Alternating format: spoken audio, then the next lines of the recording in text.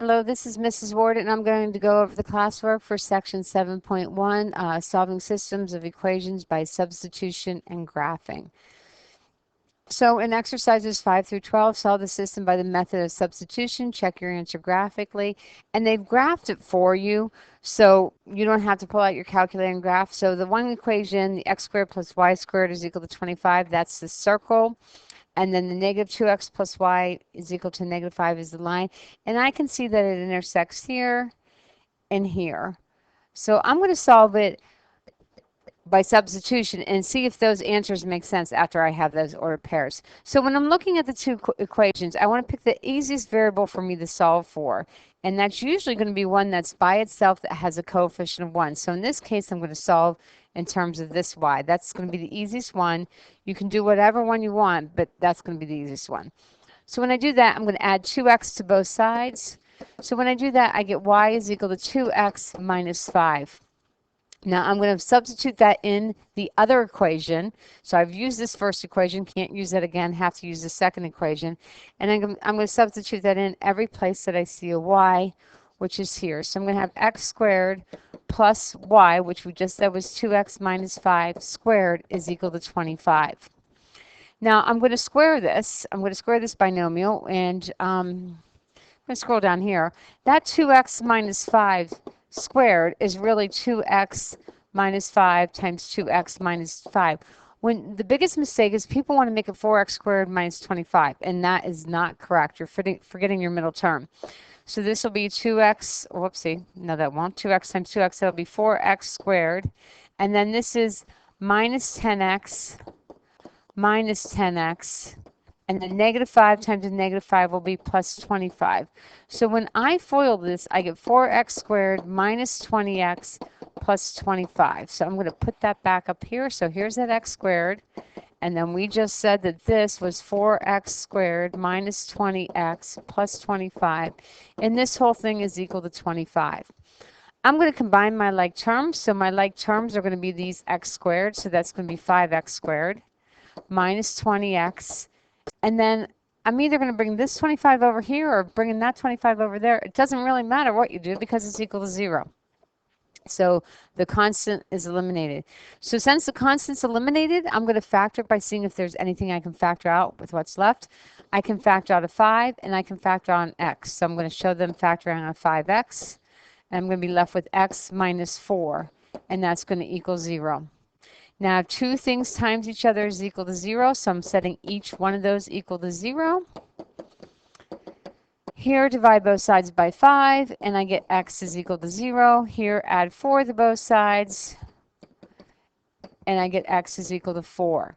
So that's great. That gives me my x coordinate. That also tells me that this system has two solutions, which I knew. I knew I had one down here, and I had one down here. This one, x is equal to 0, that makes sense because it is on the y-axis, so my x-coordinate would be 0.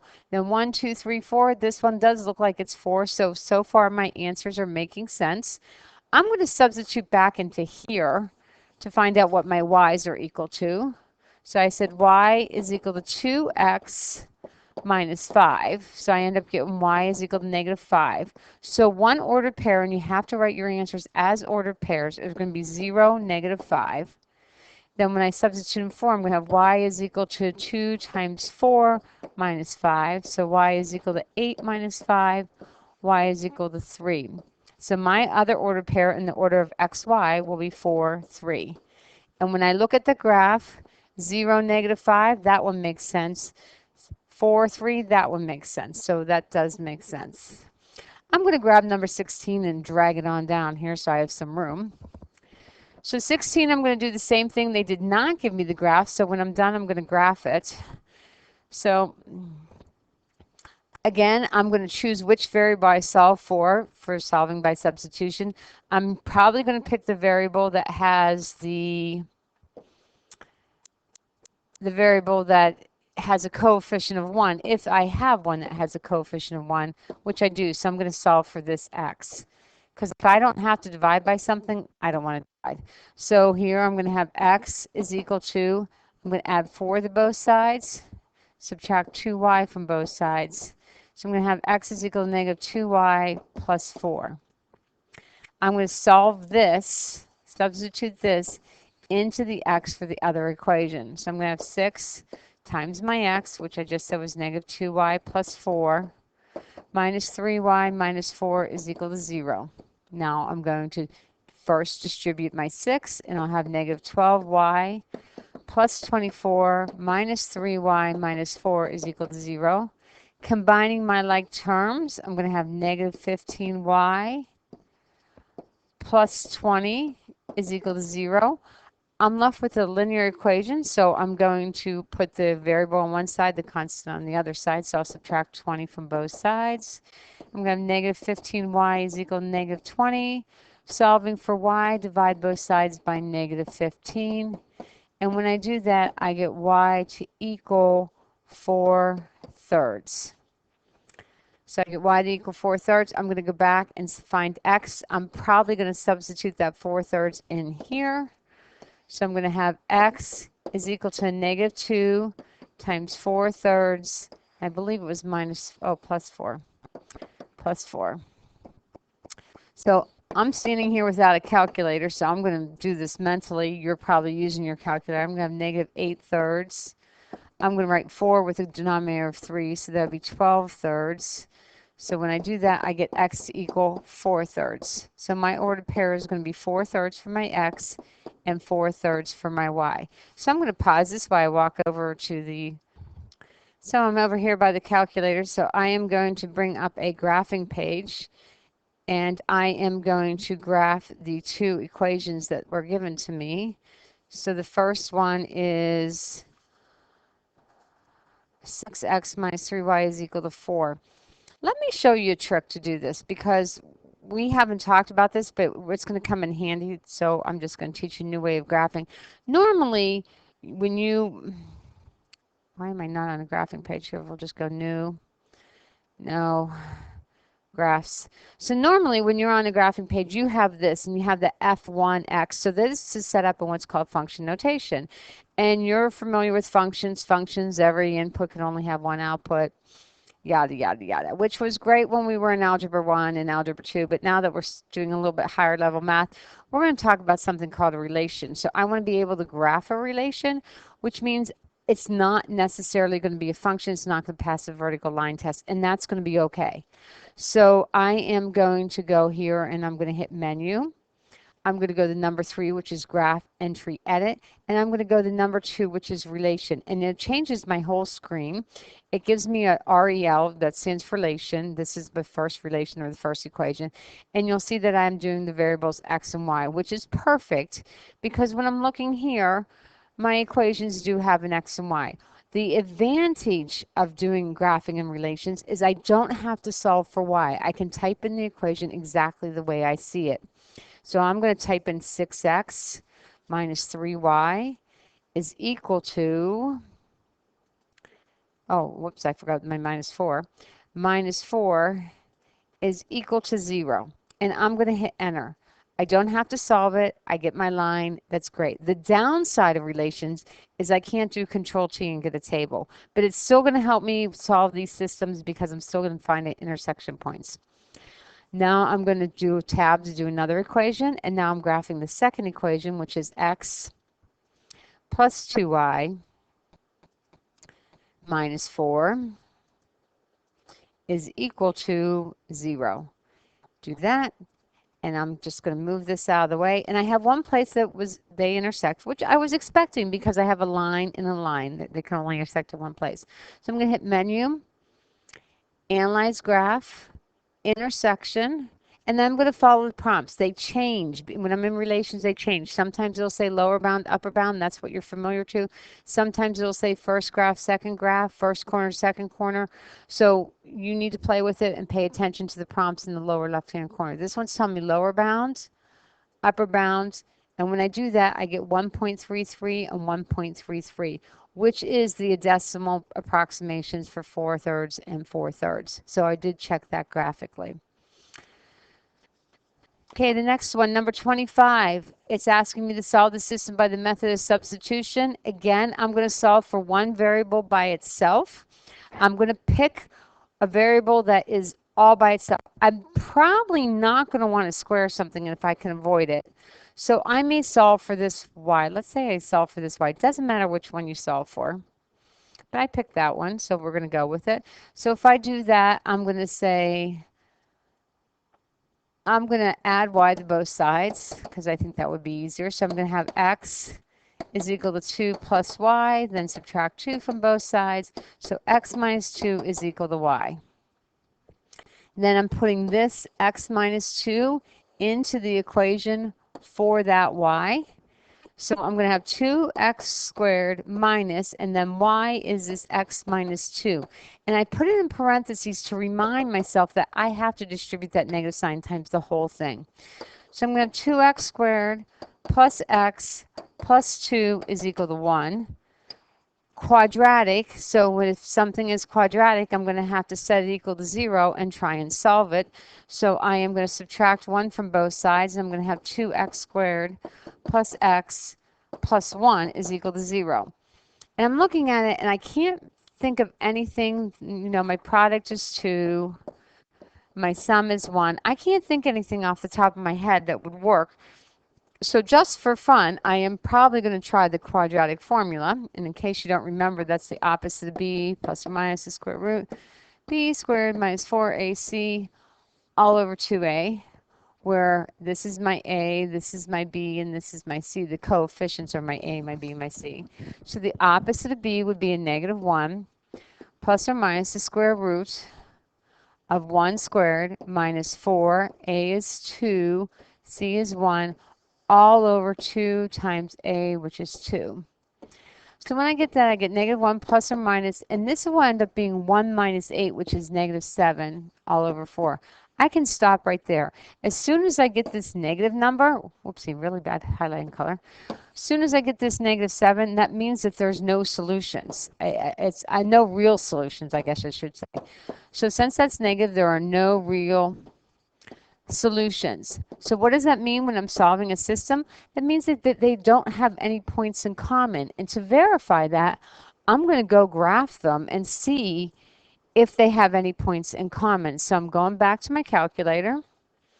I am just going to, let's just add another page, graphs. And when I add another page, it wipes out those other ones, but still has them there, if that makes sense. I'm going to hit menu, graph entry, and then go to number 2, which is relation. If you do not have this function on your calculator, come see me. That means your calculator needs to be updated, and your calculator can be updated so you can have this function. So do not live in misery, just get some help. So here we have 2x squared minus y is equal to 1. And I'm expecting this to be some type of parabola, which it is. And then the other one, I am going to have x minus y. And remember, I got no solutions, which means I am anticipating that these two graphs will not intersect. And when I graph them, I see correctly that this parabola will continue going up, never comes down. This line goes here, and they miss each other. So there's no solutions to this system. So I'm going to write no real solutions. And I think that's what I wrote, but let's go back and see if I wrote that. No real solutions. There I go. All right, numbers 29 through 36, you're supposed to solve the system graphically and then verify your answers algebraically. So I'm staying here at my calculator. I'm graphing the first one. So again, I'm going to add a new page. I'm going to add a calculator page. Whoops. I'm sorry, I'm going to add a graphing page. I'm going to hit menu, number 3, graph entry, enter, and hit relation. And then I'm going to do x plus y is equal to 0. Get that line. Sort of scooch this out of the way. And then I'm going to type in, hit tab, type in 3x minus 2y is equal to 10. And I see that they intersect, so I'm going to find that point by hitting menu, analyze graph, intersection, Following the prompts in the lower left-hand corner, it says lower bound, which means you have to be to the left of the intersection. Then it switches to upper bound, so I go to the right, and I'm going to get the order pair 2, -2. Then it wants me to verify my solutions algebraically. So I'm going to pick a variable to solve for. I am either going to solve for the x or the y in the first equation. Let's say I solve for this y. It doesn't really matter because I'm just going to get y is equal to -x. So I'm putting -x in for that y. So I'm going to have 3x minus 2 times a -x is equal to 10. So 3x and a negative times a negative makes that a positive. So I have 5x is equal to 10, x is equal to 2. Well, that's good because that's what I got from my x value.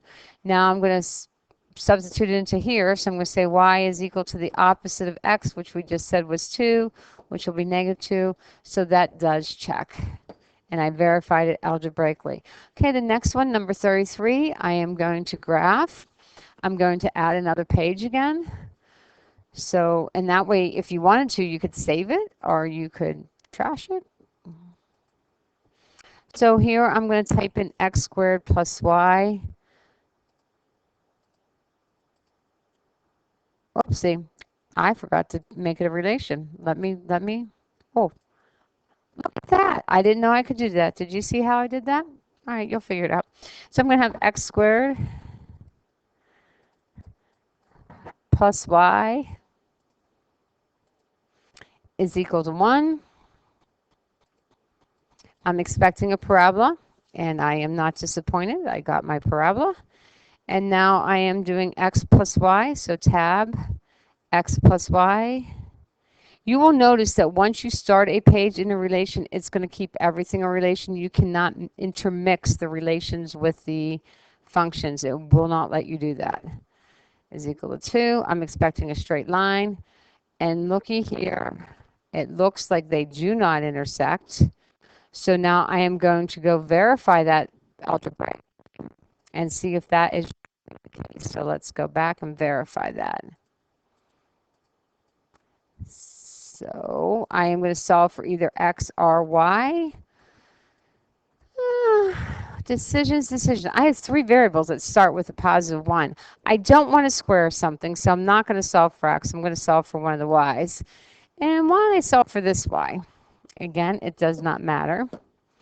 So I am going to have y is equal to, I can write 1 minus x squared. You're good with that. Subtracting x squared from both sides. So now I'm going to put this in for this y. So I'm going to have x plus, well, y is 1 minus x squared is equal to 2. So I have x plus 1 minus x squared is equal to 2. Okay, I have this thing about math and quadratics, and I don't like trying to factor unless my lead coefficient is positive. So technically, I'm going to take everything over to the right side. So I'm going to add x squared, subtract x, and then subtract a 1. So this will be plus 1 is equal to 0. So now I cannot think of a way that it factors, and I'm expecting it not to factor because I got no solution. So I'm going to check it with the quadratic formula. Opposite of b plus or minus the square root of b squared, so -1 squared minus 4ac all over 2a. Actually, you only have to do, when we're checking these, we only have to do the discriminant. But if I'm wrong and there is a solution, I might as well do the whole thing just so I get the solution. So I'm going to have 1 plus or minus. And this is going to be 1 minus 4, so this will be -3 over 2. As soon as I get that negative, I know there's no real solutions. And that's what I was expecting based on my graph, because my graph never had a place where they intersected. So that is what I was expecting. Okay, number 39, it says use a graphing utility to approximate all points of intersection of the graph of the system of the equation. Round your results to 3 decimal places and then verify your solutions by checking the original equations. So this one is never asking me to solve by substitution. It's asking me to check but not to solve.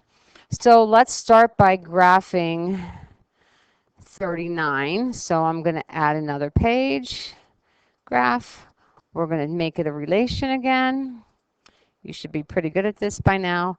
So now I'm going to type in x minus y squared, and this is our first non-function. This is going to be a parabola that kind of lays on its side. So it's not going to pass that vertical line test, and that's okay. We can deal with it. It's equal to -1. So there's that shape. And then the next one, tab, I'm going to have x minus y is equal to 5. And I see that I have two places of intersection. I am going to get them both, which means I'm going to have to pay attention to this left-hand corner because it's going to tell me a few different things. At least I hope it does. So I'm going to hit Menu, Analyze Graph, Intersection, and see how it now changes. Now it says down here, it says first corner, and I have this little dot. So I'm going to put this dot, and it really doesn't matter where I put this dot. I just have to put it somewhere. And then it's going to say second quarter. And when I may have this dot, it's going to make a box. See how it's making that box? I just have to make sure that box goes over the place where they intersect. And here I have 3, -2. And then I have another intersection, so I'm going to have to do the same thing. So I'm going to do Menu, Analyze Graph, Intersection.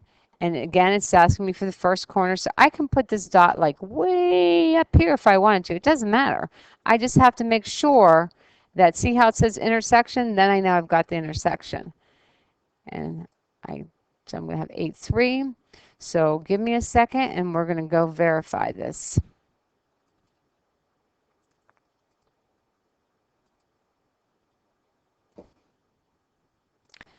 So I have these 2 points, 3, -2, and 8, 3. I'm going to make sure that they work by substituting them into the original equation. So remember, in order for it to be a solution, it has to work for both equations. So let's start with the point 8, 3. So if I substitute in 8 for x and 3 for y, I'm going to have 8 minus 3 squared should equal -1. So this will be 8 minus 9 is equal to -1. -1 is equal to -1. So it works for the first equation. Now trying for the second equation. And I'll switch colors, trying for the second equation. When I do the second equation, I'm going to have 8 minus 3 is equal to 5. So I get 5 is equal to 5. So this 0.83 does in fact work. Now I'm going to show my work for checking 3, -2. So substituting in the first equation, 3 minus a -2 squared is equal to -1. This will be 3 minus a -2 squared will be a +4, so this is going to be 3 minus 4. And I'm going to have -1 is equal to -1. So it works for the first equation. Substituting it in for the second equation, substituting it here, I'm going to have 3 minus a -2 is equal to 5. Well, 3 minus that -2 will be 3 plus 2, and I get 5 is equal to 5. So that's the work that it wants. It wants you to find the places of intersection on your calculator and then substitute any order pairs that you get as solutions into both equations and make sure that they work. So let's go and do number 50, shall we? Number 50, I have yet a different shape here. The first shape is going to be, well, I wonder if you know what it is. Before you graph it, ask yourself, do you know what shape that is? You should recognize it from geometry. So I'm typing in x squared plus y squared is equal to 4. And I'm hoping you guys all knew it was going to be a circle with a radius of 2. You did those in geometry. And now I'm doing the second graph, which is 2x squared minus y is equal to 2. Whoa, it looks like I have a lot of points of intersection. I'm really not sure what's going on here, so I kind of want to change my window so I can zoom in there a little bit. So I'm going to do menu. I'm going to do window. Oh, Mrs. Pesic will be so mad. Don't tell her I did a zoom in. Okay, it looks like it only intersects. Yeah, it looks like it only intersects one. We're going to find out. Now I got to zoom out of there. Zoom out.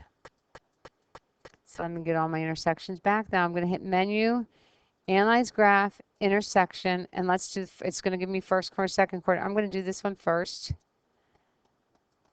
And yes, it's just that 1.0 negative 2. I have to do this 2 more times.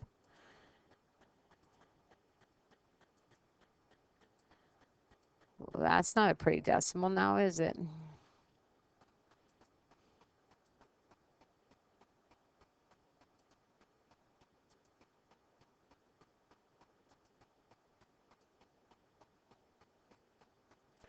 So give me a second. I'm going to bring this over. Then the next thing it wanted me to do was check my solutions. So I took the solutions that I had from this page right here. So I had like negative 1.323, and it told me to round to 3 decimal places, which my calculator did for me. And my y was 1.5. So I put that into both equations. So here's me putting into the x squared plus y squared, and I did get 4. And here's me putting that one into the 2x squared minus y, and I did get 2. So that solution checked. So now when I go to check the positive one, I should expect that to be the same thing, because every place I see the positive one, they're squared. So the 2x squared minus y is equal to 2. The x squared plus y squared is equal to 4. And then I'm now checking the last ordered pair, which was at 0, negative 2. And oops, I kind of messed up. So this is 2 times 0 squared minus the negative 2, that is 2. And then this one should be 0 squared. Whoopsie. 0 squared, which is 0, but I'm just being thorough. Plus, this should be negative 2, and I have to put that negative 2 in parentheses. Remember, if I don't, I'm going to mess up. Squared, and that should also equal 4. So that's me checking all the solutions. And you can do it on your calculator. Just make sure you save your work, so if I ask to see it, I can see it. All right, so that was 50. Now let's go on to 51. 51 says they want you to solve the system graphically or algebraically. Choose your method. Okay, I think we're pretty good with the calculator, so I'm going to go ahead and solve this algebraically. I'm going to solve for a y. I am probably going to solve, again, looking for one that has a coefficient of 1. I will probably solve for this y.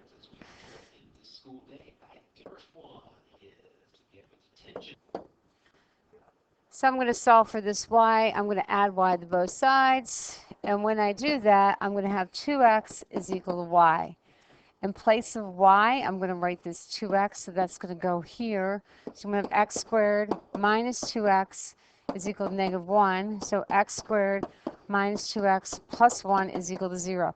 That does factor, so I am going to factor it by product sum, or if you don't like product sum, you're using the quadratic formula, but it ends up factoring as x minus 1 times x minus 1 is equal to 0. So then x is going to equal 1. So, and it's x is going to equal 1. So it's the same. So I'm just going to have one place where it intersects. I am going to solve for my y, putting into here. So I'm going to have 2 times 1 is equal to y. So 2 is equal to y. So my ordered pair is going to be 1, 2. So I solved the system graphically or algebraically, and I explained my choice of method, and I think I did that. And so now I'm moving on to the next one. Next one is a word problem. Don't be afraid. It says use a graphing utility to graph the cost and revenue functions in the same viewing window. Find the sales X necessary to break even. In other words, your revenue is equal to your costs, and the corresponding revenue are obtained by selling X units. Round to the nearest whole unit. I am going to choose not to graph this because I'll graph it, but I'm going to solve it algebraically first. They want the revenue and the cost to be equal to each other. So I'm just going to take the cost, which is 8,650x plus 25. That's C, and I want that to equal my revenue, right? Revenue is equal to cost, so that's 99. When I set those equal, to me it was just easier to subtract 8650x from both sides. And when I do that, I end up with 1,300x is equal to 250,000. Divide by 1,300. And when I do that, I get x to equal well, it equals 192.308 on my calculator, but the directions say rounding to the nearest whole unit, which means this would be 192 units. So that's the first part of the question. And then the second part is that's how many units I would need to sell in order for this company to break even. In other words, not be losing money, not be making money. And then says, and then find the corresponding revenue obtained by selling X units. So once the revenue, so I'm going to substitute it back into this equation here. So I am going to do the 9,500 99.50 times the 192 units, and I'm going to just use 192 units because you can't sell 0.308 units. And when I do that, I get $1,910,400, and that would be the revenue. Now they want us to graph it, so I'm going to graph it, but you've got to be conscious about what you're doing when you're graphing. You are dismissed. So I am going to add another page to my calculator, and this time I'm going to leave it in as a function because it won't help me to change it to a relation. So I'm going to add a graph, leaving it as a function, and I'm going to put in my cost equation, which is 8650x plus 250,000. And when I graph it, I don't see it. Well, of course I don't see it because my graph is only going up to 6.6. My y-intercept, which I'm hoping you know what your y-intercept is, your y-intercept is this 250,000. So we'll adjust that window in a second, but that's why you're not going to see it. I'm going to hit tab and I'm going to do the revenue curve while I'm here. Now this one I should see, and the reason why I should see it is because, well, because it's y-intercept is 0. So I should see it, but that graph means nothing to me. So I'm going to hit menu. I'm going to go to window, and I'm going to do my own window settings. My X minimum, I'm going to leave it at -10 because it does not make sense for me to sell negative units. But this X max, well, I'm probably going to want to make that, let's say 200. Then my y min I'm going to leave as -6.6, and then this x max I'm going to make that my y-intercept that I know of, so 250,000. So we're going to press OK, see what that looks like, and give me 1 second. Okay, so I still can't see my graph, so I'm going to change my window a little bit more. I'm going to make my y maybe a little bit larger. So let's make this I got to get rid of that. Let's make it 400,000. I'm just guessing. I don't know. Still can't see it. Well, then I'm going to stop and tell myself, well, geez, oh man, when I had this, I had the revenue of $1 million. So for me to be able to see this, my Y is going to have to be over $1 million, or over 1 million, I guess I should say. So let's make it 2 million. Which is going to be way too big, but at least we're going to see it. It's going to be right in here somewhere. So then I'm going to hit menu, analyze, intersection. Since I just have 2, it's going to say lower bound, upper bound. I'm going to do lower bound and upper bound. And there's going to be my intersection, which is the 192 units that I ended up with. And then this is going to be, this is scientific notation. So I moved the decimal place 6 places, and that's going to be that 1,913,000, which I got.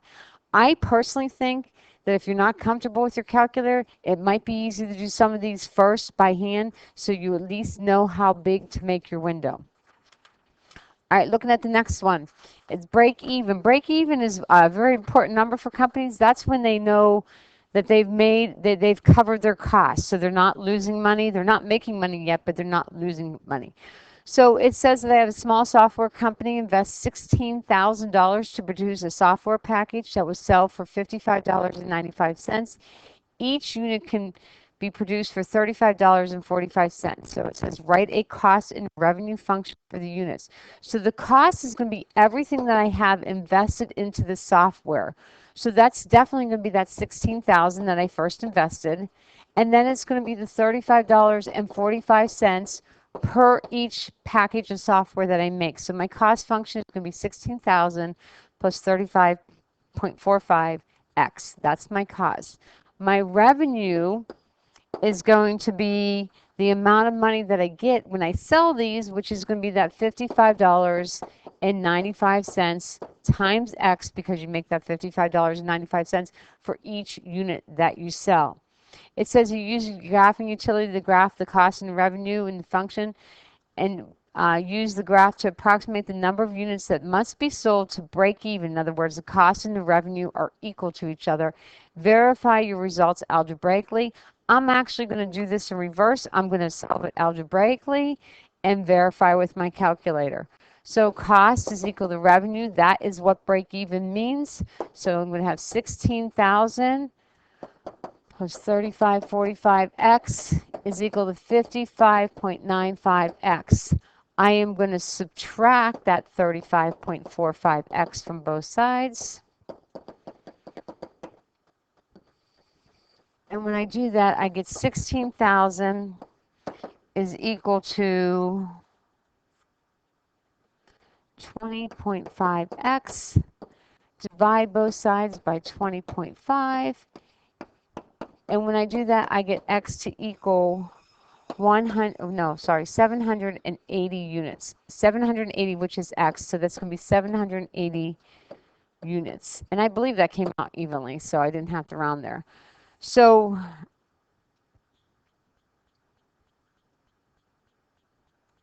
that I did that. So now I'm going to check it on my calculator, I guess. So let's go add a calculator page and plug that in.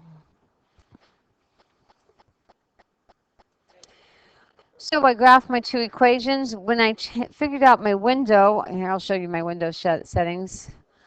I left the -10 there.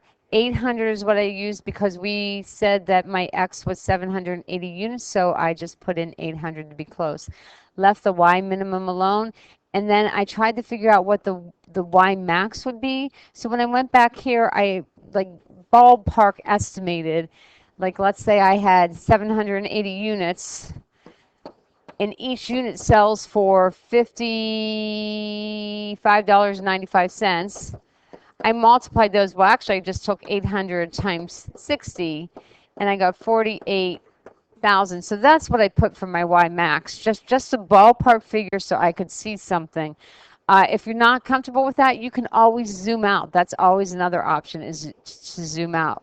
So I'm going to hit cancel here. I'm going to do menu, analyze, intersection. Again, this is asking for lower and upper, so lower, upper. As long as I can see that, I'm good. And here, that gives me the 780.5. Oh, I guess there was rounding. 780.5, and then 404, but that's moving the decimal point 4 places. So that's the way I graph that one.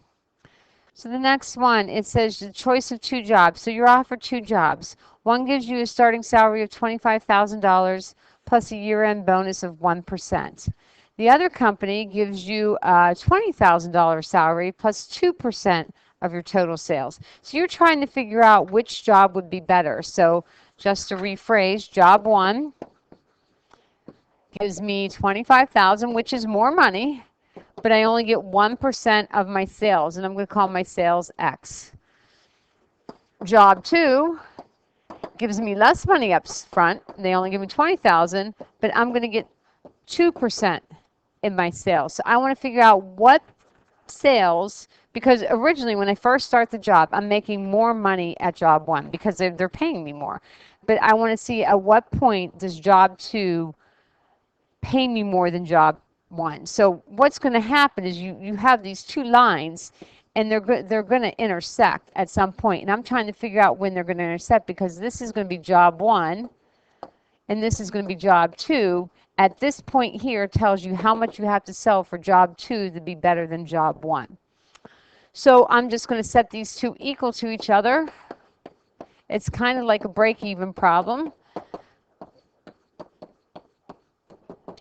And when I do this, I'm going to take my 20,000 over here, so I'm going to subtract 20,000. At the same time, I'm going to subtract 0.01x from both sides. And when I do that, I get 5,000 is equal to 0.01x.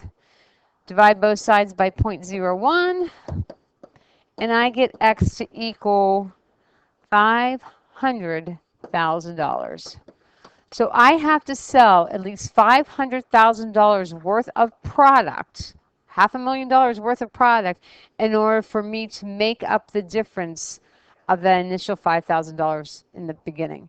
So how much would I have to sell in a year? I would have to sell over $500,000 to make the second offer better.